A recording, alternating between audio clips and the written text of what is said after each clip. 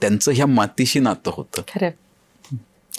श्रीगोंदाकरांनी कशी साथ दिली तुम्हाला आणि किती चॅलेंजिंग होतं ती इतक्या कमी, म्हणजे मला वाटतं की जस्ट फोर्टनाईट इलेक्शन. मुळात काय होतं की म्हणायला जरी 16 दिवस वाटले तर पूर्ण 5 वर्ष आमचं कुटुंब हे समाजात असतं. म्हणजे आजही माझे वडील आहेत, आई आहेत, हे लग्न कार्यात असतात, समारंभात जात असतात. त्यामुळे कोण ना कोण कुटुंबातल्या ह्या सगळ्या प्रक्रियेमध्ये असतं. आणि जनतेने विक्रमला नाही निवडून दिलं, त्यांनी बबनराव पाचपुतेच्या मुलाला निवडून दिलं. खरं.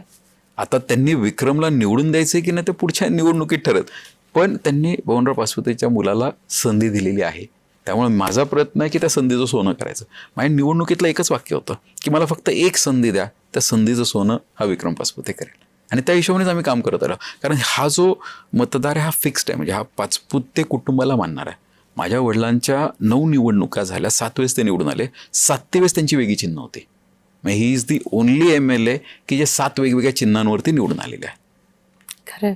And it's difficult. खूप अवघड आहे. म्हणजे पक्ष बदलला तरी लोक विचार करतात राजकारणात राहायचं की नाही. आमच्याकडे चिन्ह बदलली. म्हणजे उदाहरण सांगायचं झालं तर 1980ला त्यांनी राजकारणाची सुरुवात केली, त्याच त्यांनी जनता पार्टीनं सुरुवात केली. त्यावेळेस नेमकं जनता पार्टीचा चिन्हाचा घोळ झाला होता. म्हणजे जसं आत्ता आपण शिवसेनेचा वगैरे मधल्या काळात पाहिला तर त्यावेळेस जनता पार्टीचं चिन्ह हे घोटलं गेलं होतं. जनता पार्टीनं चिन्ह नसल्यामुळे वडिलांना छत्रीवरती लढावं लागलं. सेकंड टाईम ते जनता पार्टीच्या नांगरधारी शेतकरीवरती निवडून आले. तिसऱ्यांदा जनता पार्टीचं जनता दल झालं होतं, त्यामुळे जनता दलाचं चक्रचिन्ह आलं. त्यानंतर त्यांनी पवारसाहेबांच्या नेतृत्वामध्ये काँग्रेसमध्ये प्रवेश केला. त्यामुळे काँग्रेसच्या पंजावरती ते चौथ्यांदा लढले. आणि मग पवारसाहेबांनीच दुसरा पक्ष 5 वर्षात स्थापन केला 99च्या आधी.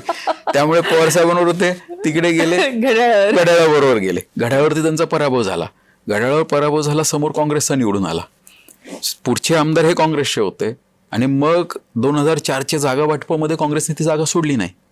नाईलाज असतोच राष्ट्रवादी काँग्रेस पक्षाचा प्रदेशाध्यक्ष राहिलेल्या व्यक्तीला अपक्ष लढावं लागलं. त्यावेळेस त्यांचं 5वं चिन्ह कुकरवरती ते निवडून आले.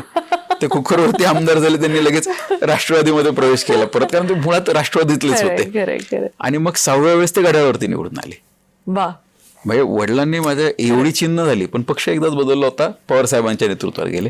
आणि त्यानंतर दुसऱ्यांदा पक्ष बदलला, तो म्हणजे देवेंद्रजींच्या त्यांच्याशी बरीचशी चर्चा झाली आणि चर्चेनुसार ठरलं की आता भाजपमध्ये येण्याशिवाय पर्याय नाही. तिथल्या काही अडचणी होत्या त्यावेळेसच्या, आणि 2014ला भाजपमध्ये आणले आणि मग कमळ चिन्ह झालं. त्यामुळे असे 7 वेगवेगळी चिन्ह त्यांची झाली. त्याला पक्ष बदल व्हायला होता. हा एक रेकॉर्डच असेल ना. It's self record. म्हणजे लिम्का बुक ऑफ रेकॉर्ड मध्ये त्यांचं नाव आहे. क्या बात आहे. त्यावेळेस तर त्यांची 5 चिन्ह झाली होती, त्यानंतरही 2 चिन्ह झाली. आता ते अजून वर गेलं असेल. हा मे बी. क्वचित असं नसेलच कोणी. म्हणजे खरंय काय होतं की पॉसिबलच नाहीये. ते परिस्थिती, प्राप्त परिस्थिती होत गेली आणि त्यांची चिन्ह बदलत गेली. खरंय. बबनराव पाचपुते 1980